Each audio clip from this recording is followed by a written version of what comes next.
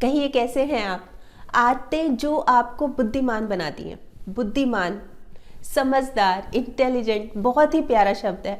और जब इस शब्द का कोई इस्तेमाल हमारे ऊपर करता है तो और भी खुशी होती है। आपको ये बोलता है आप तो बहुत समझदार हो, आपने ये बहुत समझदारी वाला काम किया, आप तो बिल्कुल बुद्धिमान हो, तो कितनी खुशी होती है सुन के। और हम भी अपनी बुद्धिमानी, अपनी इंटेलिजेंस को टेस्ट करने के लिए समय समय पर जैसे कोई क्विज कर ली, आईक्यू टेस्ट कर लिया, और बड़े खुश होते हैं जब बहुत अच्छे मार्क्स मिलते हैं, जब हम जीनियस की उपाधि पाते हैं। इन सभी के साथ साथ कुछ ऐसी आदतें भी होती हैं जो कि हमें बुद्धिमान बनाती हैं। हमने कुछ ऐसी बात की या हमने कुछ ऐसा किया जिससे हमें बुद्धिमानी का दर्जा मिल गया। जैसे हमारे फैमिली सर्कल में या फ्रेंड सर्कल में या रिश्तेदारी में, कहीं भी हमें एक ऐसा दर्जा मिल जाता है कि नहीं, तुमने बड़ा बुद्धिमानी वाला काम किया।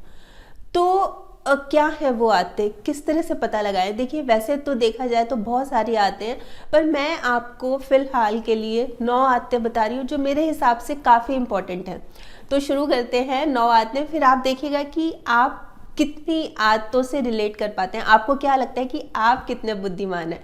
तो सबसे पहले, जहाँ ज़रूरत नहीं होती वहाँ नहीं बोलते, वहाँ चुप रहते हैं। ये बुद्धिमान लोगों की निशानी होती है, ये बुद्धिमान लोगों की आदत होती है कि चुप रहते हैं। मतलब जहाँ 2 लोग उलझ रहे हैं, अपने आप बात कर रहे हैं, आपको कोई इनवाइट भी नहीं कर रहा कि आप आओ, तो आप बिल्कुल उसमें इन्वॉल्व नहीं होते। आप अपना आराम से खड़े हैं, शांत खड़े हैं। और अगर आपको कोई उकसा भी रहा हो ना, कोई आपको कर रहा हो, प्रिक कर रहा हो कि चल तू भी बोल, तू भी बोल, तो भी आप कुछ नहीं रहते, क्योंकि आपको पता है कि शांत रहना कितना अच्छा होता है।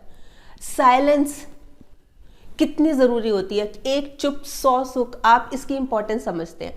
तो आप जहाँ ज़रूरत नहीं होती वहाँ नहीं पढ़ते, उलझते नहीं है। और अगर कोई आपको बहुत ज़्यादा उकसाए कि भी आओ तुम भी बहस करो, तो आप शांत रहते हैं और वहाँ से चले जाते हैं। दूसरी बात ये आती है कि जब आप किसी के लिए कोई काम कर रहे हैं, किसी के लिए भी, ABC, किसी के लिए भी, तो निस्वार्थ भावना से करते हैं और बार बार जताते नहीं हैं। कई लोग क्या करते हैं कि हमने की, जैसे किसी को ज़रूरत है नौकरी की, मैंने दिलवाई है नौकरी, पता है मैंने दिलवाई है।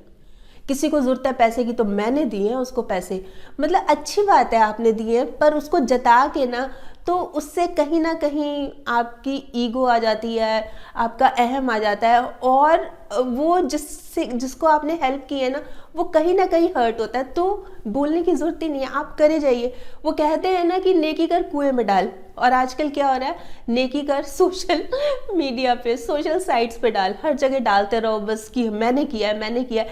एक भिखारी को अगर एक चप्पल भी देनी होगी ना 50 रुपए की, तो 10 जगह फोटो शेयर करेंगे कि हमने किया। क्या हो गया, आप करिए हेल्प और बस रहन दीजिए, भूल जाइए। मैं भी, अभी बात चली है तो एग्जाम्पल मुझे एक याद आया कि एक बहुत टाइम पहले एक पार्टी में गए हुए थे, तो वहाँ पे एक लेडी मुझे ले गई दूसरी तरफ कि एक बार एक चीज़ दिखानी है। तो मैं चली गई, तो एक लेडी ने एक साड़ी पहनी हुई थी, बोली कैसी लग रही है? तो मैंने कहा ये तो बहुत अच्छी लग रही है, और वाकई में वो अच्छी लग रही थी। तो मैंने कहा ये तो बहुत अच्छी लग रही है, उसके ऊपर ना कलर बहुत खिल रहा है, बहुत अच्छी लग रही है ये। तो कहती मेरी साड़ी है, ये मेरी पड़ोसन है, मेरे से साड़ी मांगने आई थी कि पार्टी साड़ी नहीं है, कोई साड़ी दे दे, तो मैंने दी है, ये साड़ी मेरी है ना, अच्छी साड़ी। अब मतलब कहीं ना कहीं मुझे अच्छा नहीं लगा, और वो उस लेडी ने भी सुन लिया था, तो अच्छा नहीं लगा, उसके भी आत्मसम्मान को चोट पहुंची। मतलब होता ही है ना कि देखो ढिंढोरा पीट रहे हैं, अब क्या हो गया अगर दे दी तो, सिर्फ इतना ही पूछ लेती, चलो बातों बातों में कि साड़ी अच्छी लग रही है तो हाँ। पर इस तरह से जताना वही चीज़ है कि समझदार लोग, बुद्धिमान लोग ऐसा नहीं करते। तीसरी बात इसमें आती है कि ना तो वो ओवर प्रॉमिस करते हैं, ना अंडर डिलीवर। अब इसका क्या मतलब हुआ? इसका ये मतलब हुआ, मैं आपको एक एग्जाम्पल देके बताती हूँ कि जैसे किसी दोस्त को, मेरे किसी नोन को 1 लाख रुपए चाहिए, और मैं उससे ओवर प्रॉमिस कर रही हूँ। ओवर प्रॉमिस कि हाँ मैं दे दूंगी, पर मुझे पता है कि मैं 50,000 से ज़्यादा नहीं दे सकती। फिर भी मैंने उसको प्रॉमिस कर लिया कि हाँ कोई बात नहीं मैं दे दूंगी। अब मैं उसको क्या करूँगी? अंडर डिलीवरी तो करूँगी, उसको मैं 50,000 ही तो दूंगी। तो ये नहीं करना चाहिए, समझदार लोग ये नहीं करते, ना तो ओवर प्रॉमिस ना अंडर डिलीवर, ये बिल्कुल गलत बात है। जितना किसी को जरूरत है या जितना आपकी हैसियत है उतना बोलें और उतना ही दें। चौथा पॉइंट इसमें आता है कि अपनी बजट के हिसाब से चलते हैं। जैसे होता है ना, जितनी चादर उतनी पैर, उतने ही पसार के चलते हैं। ऐसे नहीं है कि बस कुछ चीज़ लेनी है तो बेशक लोन लेना पड़े, कुछ करना पड़े तो लेना है लेना ही। अब जैसे किसी को मान लीजिए स्मार्टफोन चाहिए, आईपैड चाहिए कि नहीं मेरे को तो ये चाहिए ही चाहिए, कैसे भी हाल में चाहिए ही चाहिए, तो बैंक से लोन ले रहे हैं, कर्जा ले रहे हैं कि दिखाने के लिए, सिर्फ दिखावा ही तो है और क्या है। पर समझदार क्या करता है कि जब उसको लगेगा कि अब उसके पास पैसे हैं वो फ़ोन खरीदने के लिए, वो खरीद लेता है। इस बीच में कोई ऑर्डिनरी खरीद लेता है और उससे भी तो बातें होती हैं, उस फ़ोन से भी तो बातें होती हैं। ऐसा थोड़ी ना है कि उस फ़ोन से बात ही नहीं होती। वो तो बस हम दिखावे में इतना उलझ जाते हैं कि हमें लगता है कि हम ये करें, हम ये लें, हम भी दूसरों को दिखाएं, जबकि समझदार बुद्धिमान लोग ऐसा नहीं करते। 5वां पॉइंट इसमें यह आता है कि जब बुद्धिमान लोग, समझदार लोग फ्यूचर की कोई प्लानिंग कर रहे हो, कुछ सोच रहे हो, कुछ प्लानिंग चल रही हो, तो सबके साथ शेयर नहीं करते, आराम से चुपचाप काम करते हैं। जैसे कि मैं एग्जांपल बताती हूँ कि कैसे। एक फैमिली है और उसमें जो पेरेंट्स हैं उनका ये मन है कि उनका बच्चा विदेश में पढ़े, स्टडीज़ विदेश में करे। उन्होंने सबको बोल दिया, सबको, अपने पड़ोसियों को, रिश्तेदारों को, सबको, फ्रेंड सर्कल में सबको बोल दिया, और किसी वजह से उसका एडमिशन वहाँ नहीं होता। अब वो बच्चा तो गया नहीं है और पूछने वाले कम नहीं होते। हाँ भाई क्या हुआ, तुम्हारा एडमिशन होना था, विदेश जाना था पढ़ने, क्या हुआ, गए नहीं क्या, क्या हुआ क्या? तो वो मज़े लेते हैं। इससे क्या होता है कि दुख पहुंचता है, बताओ ही नहीं।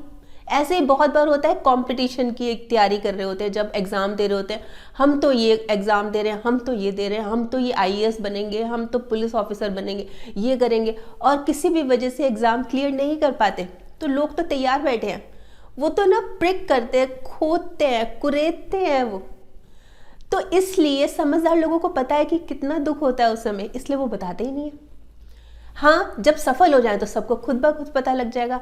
वो बोलते हैं ना कि मेहनत इतनी खामोशी से करो कि सफलता शोर मचा दे, ये करते हैं। 6वां पॉइंट इसमें ये आता है कि जो समझदार लोग होते हैं, जो इंटेलिजेंट लोग होते हैं, वो टाइम वेस्ट नहीं करते, टाइम वेस्ट नहीं करते। वो कुछ ना कुछ क्रिएटिविटी में लगे रहते हैं, कुछ ना कुछ क्रिएटिव करते रहते हैं, खाली नहीं बैठते। कई लोग होते हैं सारा दिन टीवी देखते रहेंगे, सारा दिन मैसेज करते रहेंगे, सारा दिन चैटिंग करते रहेंगे, कोई काम नहीं है, कोई इसका रिजल्ट नहीं आने वाला। जबकि वहीं जो समझदार लोग हैं, अगर उनको कुछ समझ ही नहीं आ रहा कि क्या करें क्या ना करें, तो वो कुछ पॉजिटिव देखने लगते हैं, जैसे अच्छी अच्छी वीडियोस, मोटिवेशनल कुछ पॉजिटिव वीडियोस देखने लगते हैं। और इतना ही नहीं, उसको सब्सक्राइब भी कर लेते हैं कि भाई चलो आगे भी आएगी तो भी हमारा फ़ायदा ही रहेगा। तो वो टाइम को पूरी तरह से यूटिलाइज करते हैं, उसको वेस्ट नहीं करते, सोने में, खाने में, पीने में ऐसे वेस्ट नहीं करते, वो उसको यूटिलाइज करते हैं। 7वां पॉइंट इसमें आता है कि वो अपनी नॉलेज शेयर करते हैं। अब जो उन्होंने टाइम को यूटिलाइज किया, कुछ सीखा, कुछ नया सीखा, उसको शेयर भी करते हैं। उसको ये नहीं है कि बस अपने तक रख लिया। अब जैसे मान लीजिए कि एक आदमी है, वो ड्रिंक बहुत करता था, मान लीजिए वो ड्रिंक बहुत करता था और उसको बहुत ज़्यादा बुरा एक्सपीरियंस हुआ उसका ड्रिंक करने का। उसको पता लगा, जब वो हॉस्पिटल में एडमिट हुआ, उसको महसूस हुआ कि ये मैं बहुत गलत कर रहा था। तो वो अपने एक्सपीरियंस, अपनी नॉलेज दूसरों के साथ जो ड्रिंक कर रहे हैं कि नहीं करो, कितना नुकसानदायक है, इस तरह से मत करो। और वहीं एक लेडी जिसको कैंसर हुआ था, जो कैंसर से बाहर निकल गई, मतलब अब वो ठीक है, तो वो अपनी नॉलेज शेयर कर रही है कि हिम्मत रखना, ऐसे हौसला मत हारना, इस तरह की बातें, इस तरह की नॉलेज अपनी शेयर करते हैं जिससे दूसरों को फायदा हो। कोई ना कोई, किसी को जरूरत हो, मान लो किसी के कैंसर हो गया, वो बिल्कुल उदास हो गया कि बस अब तो मैं खत्म, अब तो मैं मरने वाला हूँ, वो इस तरह की बात पड़ेगा तो बहुत फर्क पड़ता है। 8वां पॉइंट इसमें आता है कि जो समझदार, जो बुद्धिमान लोग होते हैं ना, वो दूसरों की बेइज्जती नहीं करते, इंसल्ट नहीं करते। वो दूसरों की फीलिंग्स को समझते हैं, उनको पता है कि किसी की इंसल्ट करने से कितना बुरा लग सकता है, तो वो बात की तह तक जाते हैं, बात को समझते हैं और फिर उसको समझाते हैं, पर इंसल्ट नहीं करते। और इसमें 9वां पॉइंट आता है कि कभी कोई गलती हो जाती है उनसे भी, कभी किसी भी बात पे कोई कमी रह गई, कुछ और बात हो गई, तो ब्लेम या रिस्पॉन्सिबिलिटी, ये तो दूसरे की वजह से हुआ है, मेरी वजह से नहीं हुआ, दूसरे की वजह से हुआ है, इस तरह से नहीं करते। अगर उनसे कोई गलती हुई है तो उसको मान लेते हैं कि हाँ ये मेरी वजह से हुआ है। बहुत सारे इस तरह की बातें होती हैं जब हम क्या करते हैं कि दूसरों के ऊपर ब्लेम डाल दिया कि ये तो इसकी वजह से हुआ है, मेरा काम जो खराब हुआ है तो इसकी वजह से हुआ है। वो नहीं करते इस तरह से, वो अपनी गलती मानते कि हाँ ये मेरी वजह से ही हुआ है। तो ये तो थी 9 आदतें जो हमें बुद्धिमान बनाती हैं। वैसे आप बताइए, आप क्या सोचते हैं, और भी क्या आदतें ऐसी हैं जो हमें बुद्धिमान बनाती हैं? अगर आपके पास भी और भी बातें हो तो वो हमें बताइएगा, फिर वो हम सबके साथ शेयर करेंगे। तो आपके कमेंट्स का मुझे इंतजार रहेगा। तो कल फिर मिलूंगी, तब तक स्माइल भी रखिए और पॉजिटिव रहिए और पॉजिटिव सोचिए। और हाँ, अगर आपने मेरा ये यूट्यूब वाला चैनल सब्सक्राइब कर लिया तो आपका बहुत बहुत और बहुत सारा धन्यवाद। नहीं किया तो प्लीज़ कर लीजिएगा, और सब्सक्राइब करने के साथ साथ ना इसमें जो एक बेल का बटन है ये भी दबा दीजिएगा, ताकि जब भी जैसे ही मैं कोई वीडियो अपलोड करती हूँ आपके पास नोटिफिकेशन या मैसेज आ जाए। और अगर आपको ये वीडियो अच्छा लगा तो प्लीज़ आप इसको शेयर भी कर लीजिएगा। ठीक, बाय।